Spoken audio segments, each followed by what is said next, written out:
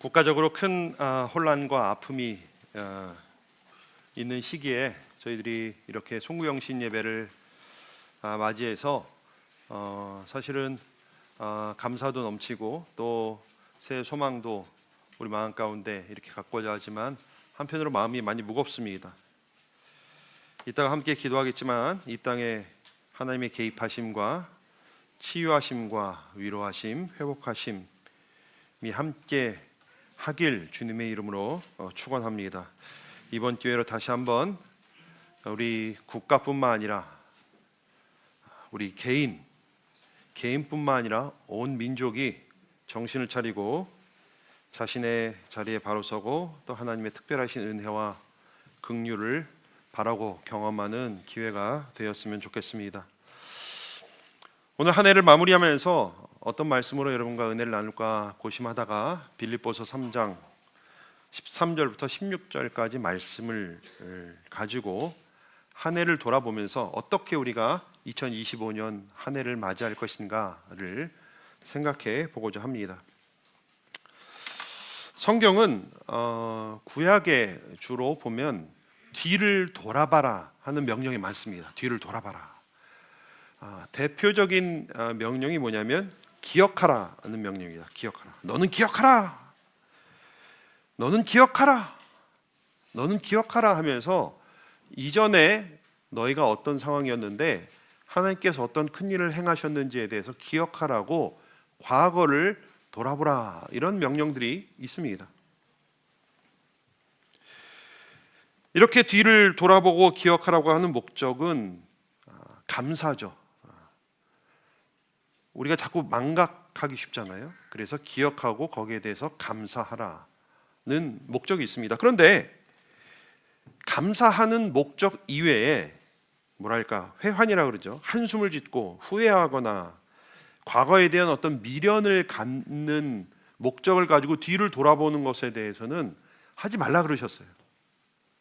그러니까 뒤를 돌아보는 목적이 분명히 다른 거죠.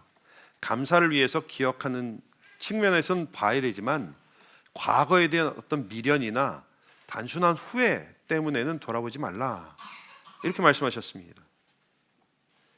심지어 예수님은 손에 쟁기를 잡고 뒤를 돌아보는 자는 하나님 나라에 합당하지 않다 이렇게까지 말씀하셨어요. 그러니까 괜히 미련을 가지지 말고 앞을 바라봐라, 하나님 나라를 바라봐라 이런 말씀이시죠. 오늘 바울도 비슷한 말 하고 있습니다.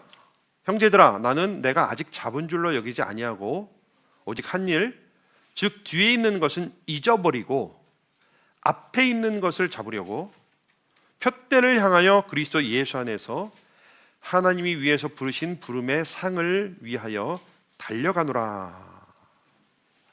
여기서 보니까 앞을 보면서 푯대를 향해서 간다고 했습니다. 뒤를 잊어버려라 했어요. 이때 바울이 어떤 상황이냐면 감옥에 갇혀 있는 상황입니다. 그래서 사실은 언제 죽을지 모르는 상황이었어요. 빌립보서를 가만히 읽어보면은 바울이 약간 요즘 말로 아리까리했어요. 내가 죽을지 살지. 그러면서도 바울이 너무 그동안에 고생해서 차라리 죽는 게 낫겠다 그런 생각도 했어요. 그래서 내가 차라리 몸에서 떠나서 주와 함께 거하는 걸 소망한다 이런 얘기도 해요. 그러나 내가 공동체를 위해서는 살아있는 게 유익할 것 같다 이렇게 얘기를 해요. 그래서 아마 바울이 내가 재판받기 전에 죽기가 쉽겠다 이런 생각했던 것 같아요. 그런데 그럼에도 불구하고 바울이 뭐라고 얘기하냐면 뒤에 있는 것은 잊어버리고 앞을 바라봐라. 앞으로 가되 푯대를 향하여 부르심의 상을 향해서 달려간다 이렇게 말을 하고 있습니다. 그러면서 이미 성숙한 사람들도 나랑 똑같은 생각을 하길 원한다 라고 말하면서 오직 우리가 어디까지 이르렀든지 그대로 행할 것이다 이런 말씀으로 우리에게 말해주고 있습니다. 오늘 말씀에는 새해를 맞는 저희에게 적어도 세 가지의 것을 말씀해 주고 있습니다. 첫 번째는요, 오늘 말씀을 통해 우리 신앙이라고 하는 것은 멈추지 말아야 된다에 대해서 얘기를 해주고 있어요. 안주하지 말아야 된다. 성숙하기를 멈추면 안 된다. 그 자리에 계속 머물러서는 안 된다라고 말을 하고 있는 것입니다. 바울 정도 되면, 그 정도 되면 아유, 이 정도면은 내가 최선을 다했지, 뭐 하나님 앞에 가도 그렇게 부끄러움 없을 거야 라고 생각할 수도 있었지만, 바울은 그러지 않았어요. 오히려 다 잊어버리고 표대를 향해서 나아가자, 나아가라, 이렇게 얘기를 합니다. 우리가 신앙생활 하다가 보면 이 정도면 되었지라고 생각할 때가 있을 수 있어요. 혹은 이 정도만 해도 많이 했지라고 생각할 수 있어요.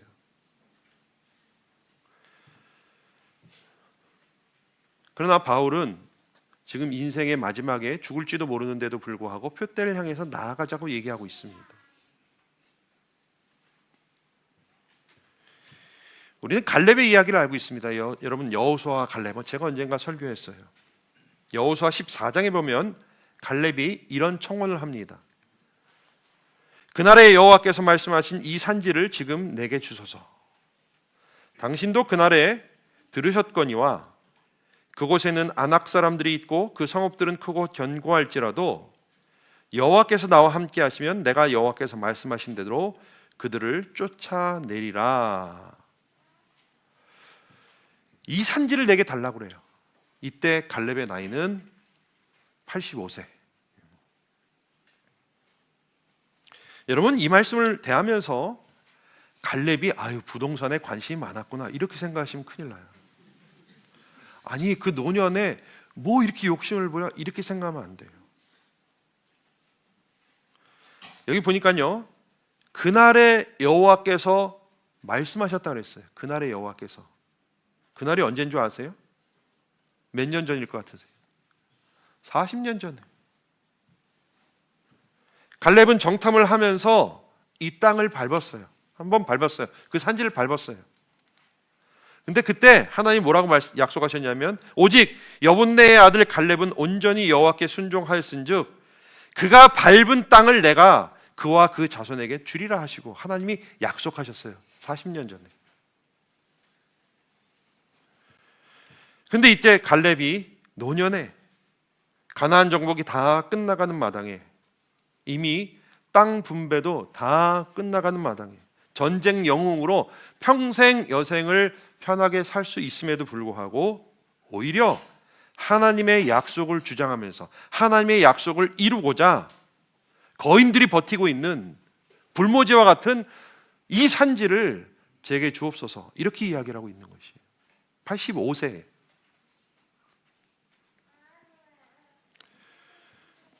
그는 중단 없는 전진을 지금 소원하고 있는 것입니다. 신앙의 큰 적은요, 어떤 큰 유혹이 아니에요. 어떤 큰 시험이 아니에요. 가만 보면은 신앙의 가장 큰 적은 적은 안일함이 아닌가 생각합니다. 안주함. 개인적으로 볼 때, 이 정도면 뭐 내가 크게 세상 사람들보다 그렇게 비윤리적으로 살지 않고 그래도 바르게 살려고 노력하는데 이 정도면 뭐 된 거 아니야? 이 정도면 크게 불성실하지도 않고 이 정도면 내가 많이 하는 거 아니야? 이렇게 생각할 때가 있어요. 관계에 있어서 똑같습니다. 이 정도면 친한 거 아니야?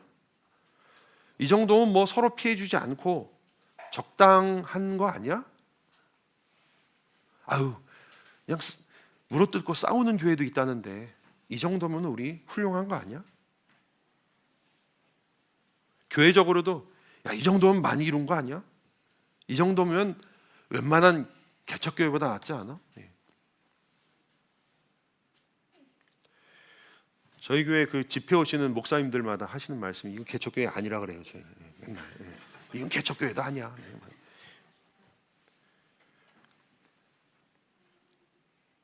약간 저는 달콤한 속삭임으로 듣습니다. 여러분, 살아있으면 자라나야 돼요. 머물러 있으면 안 돼요. 안주하면 안 돼요. 생명이 있다면 성숙하고 성장해야 돼요.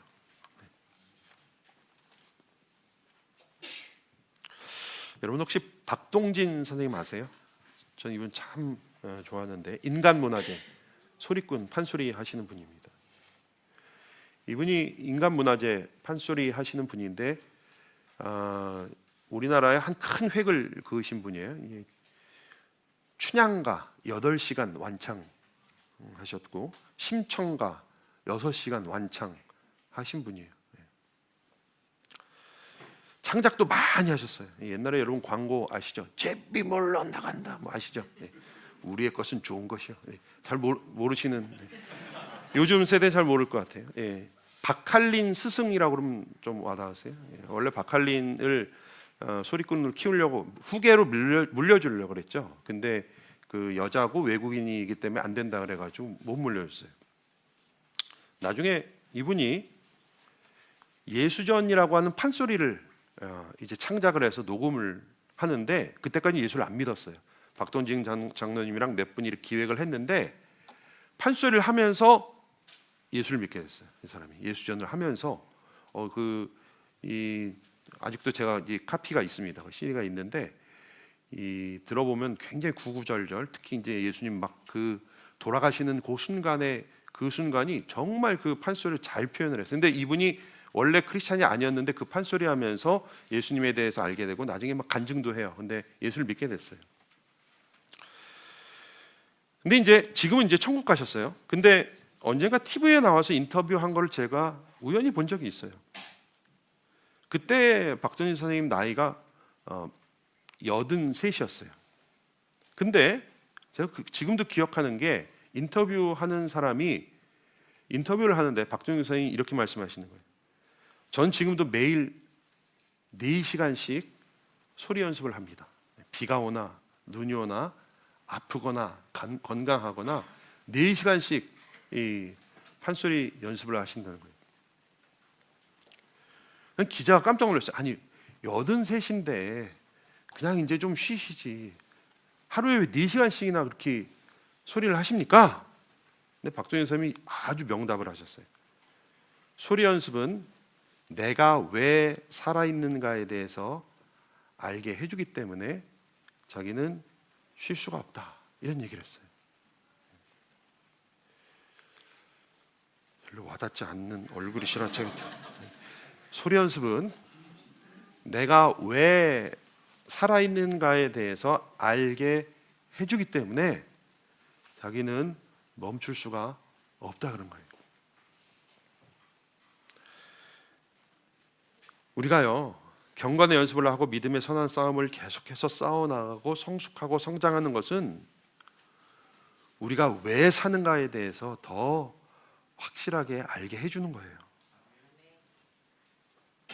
자라가면서 전진하면서 연습하면서 믿음의 선한 싸움들을 계속 싸워나가면서 우리는 우리를 부르신 의미를 더 깊이 알게 되는 것이고 그때 우리의 가치를 더 깊이 알게 되는 것이에요. 멈추면 안주하면 우리는 금방 망각하고 주저앉게 되어 있습니다. 성장과 성숙은 계속되어져야 합니다. 여러분 급할 필요는 없지만 간절함은 필요합니다. 서두를 필요는 없지만 지속적으로 추구해야 됩니다. 개인적으로, 교회적으로 멈추지 않고 계속해서 성숙해 가시는 새해 되시길 주님의 이름으로 축원합니다. 둘째로 오늘 말씀 목표가 분명해야 된다라고 말씀해 주고 있습니다. 우리 신앙이라고 하는 것은 목표가 분명해야 됩니다. 목표가 분명해야 한다. 여러분 새해에는 분명한 목표를 설정하시길 바랍니다. 멈추지 않고 계속 나가야 하되 분명한 목표가 있어야 돼요. 무작정 앞으로 나가는 것은 어쩌면 의미가 없을 수 있어요. 무작정 앞으로 나가다가는 길을 잃고 방황하고 제자리로 돌아올 수밖에 없어요. 여러분 가끔 사막에서 조난당한 사람이 정글에 헤매던 사람이 열심히 그곳을 벗어나려고 갔다가 제자리로 돌아왔다는 얘기를 들으셨을 거예요. 우리 인생도 우리 신앙도 마찬가지입니다. 광야와 같은 세상에서 우리가 확실한 목표, 목적, 가야 할 곳 확실하게 우리가 바라보지 않으면 우리는 방황하다가 제자리로 돌아올 수밖에 없습니다.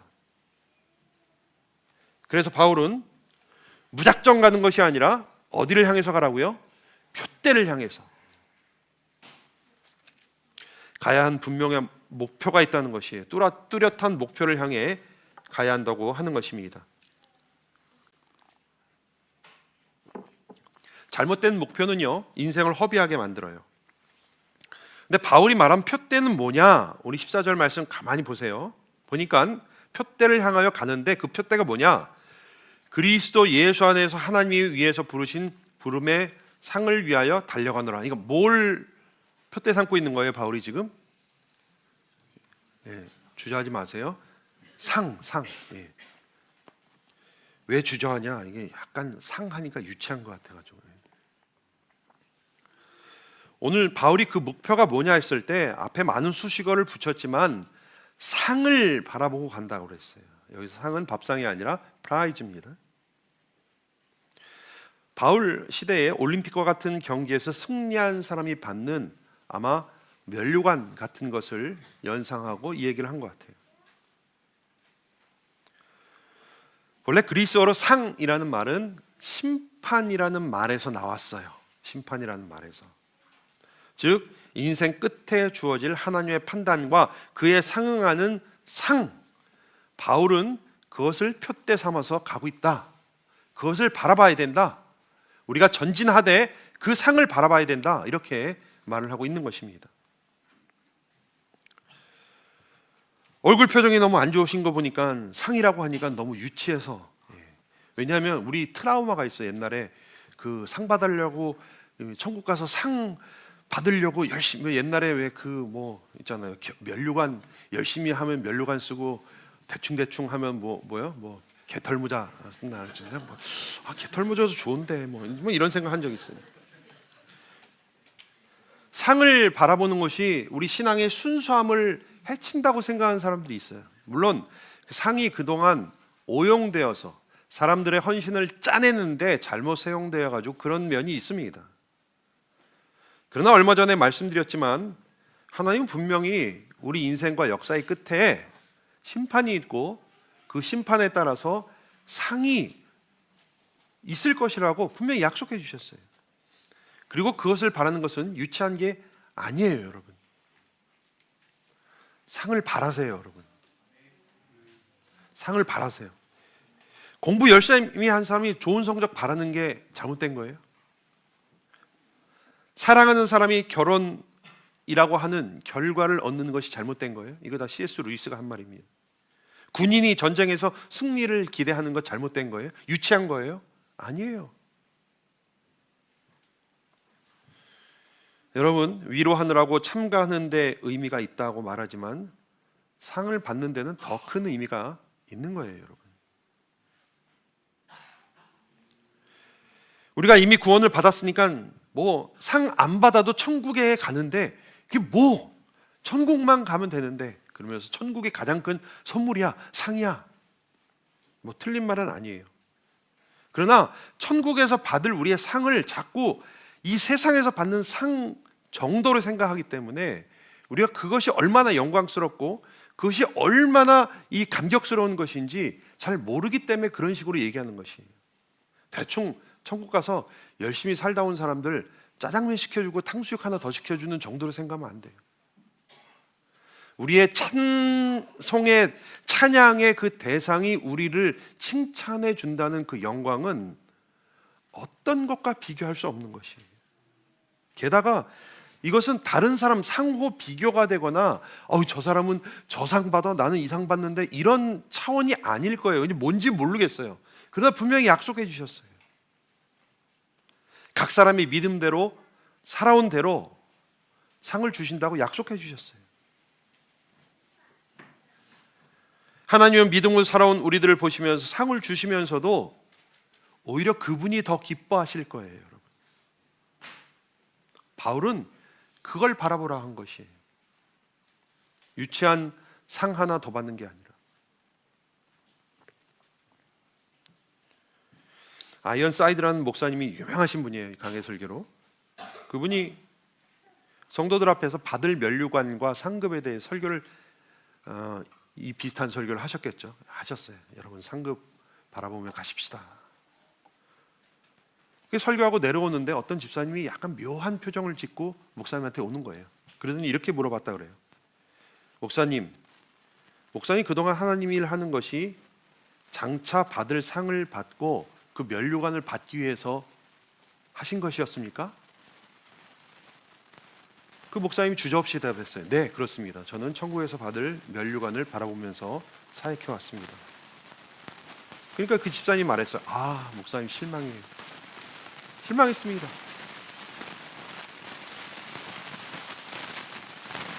실망했습니다. 계속 이어가야 되는데 이게 저는 면류관을 위해서 일했습니다. 그러니까 그 집사님이 와가지고 저 실망했습니다. 왜냐하면 저는 목사님이 주님을 사랑하는 순수한 마음으로 일을 하시는 줄 알았습니다. 이렇게 얘기를 했어요. 들리셨어요? 저는 실망했습니다.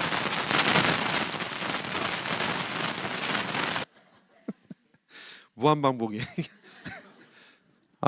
저는 실망했습니다. 저는 목사님이 주님을 사랑하는 순수한 마음으로 사역하신 줄 알았는데 상을 바라보면서 사역했다니 전 정말 실망했습니다.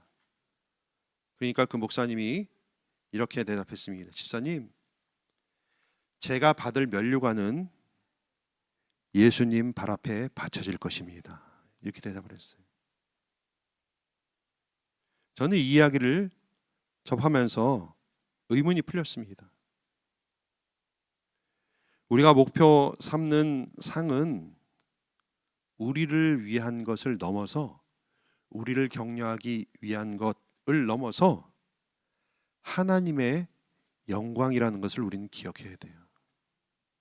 우리가 받는 상은 그분께 드려지는 것입니다, 여러분. 그렇기 때문에 우리는 상을 바라보고 믿음의 선한 싸움을 하는 것 부끄럽지 않습니다. 유치하지 않습니다. 오히려 그것을 바라보면서 가야 됩니다. 오늘날 우리에게도 이러한 소원이 있어야 되겠습니다. 하나님을 기쁘시게 하고 칭찬을 받는 그 자리를 소망하며 면류관 벗어서 주 앞에 드리리, 주 앞에 돌리리. 오늘도 성숙화, 그것을 위해서 성숙과 성장의 자리로 나가시는 저와 여러분들 되시길 주님의 이름으로 축원합니다.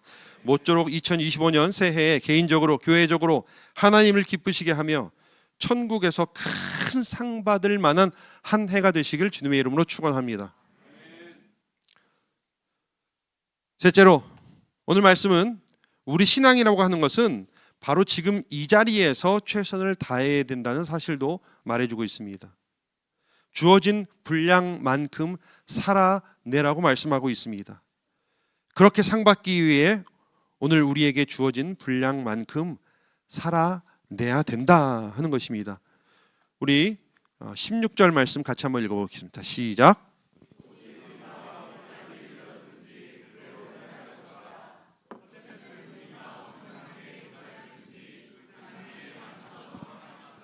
네, 밑에는 이제 세 번역으로 제가 올렸습니다.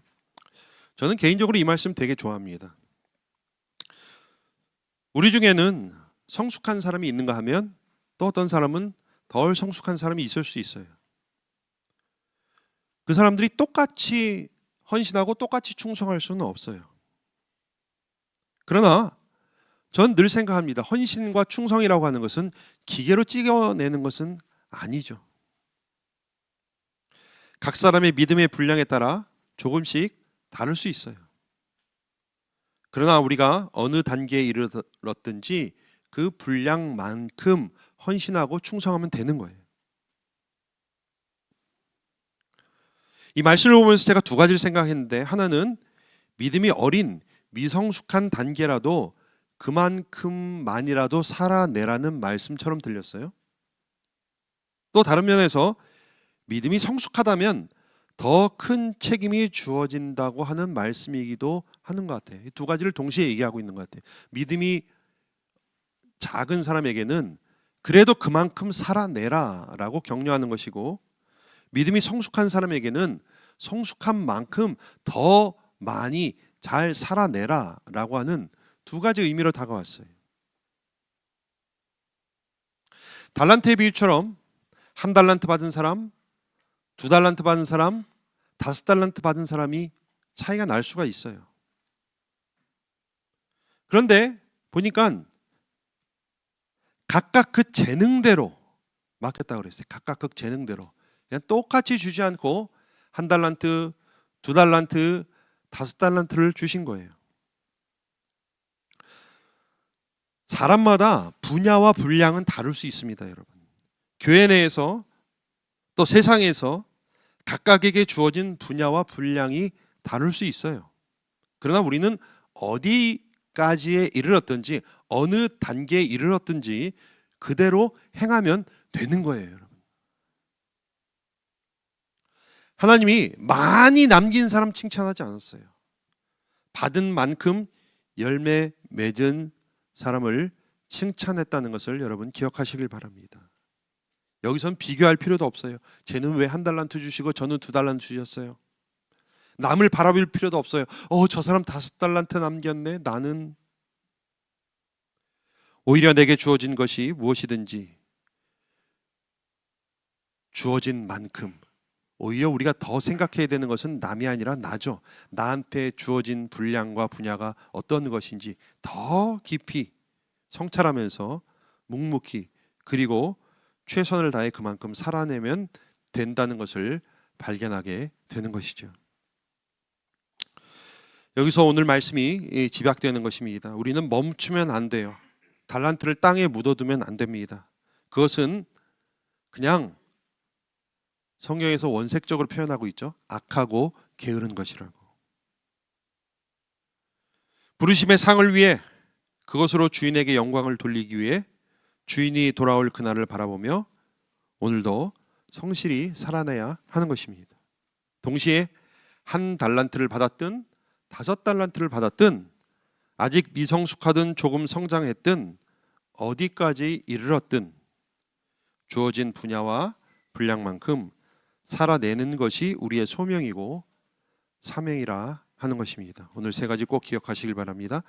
2024년도 저물고 이제 2025년이 다가오고 있습니다. 모쪼록 성장과 성숙을 멈추지 마시고 계속 믿음의 선한 싸움들을 해 나가시면서 각각의 분야와 분량에서 주를 기쁘시게 하는 귀한 삶을 살아가시는 우리 가정 교회 되시길 주님의 이름으로 축원합니다.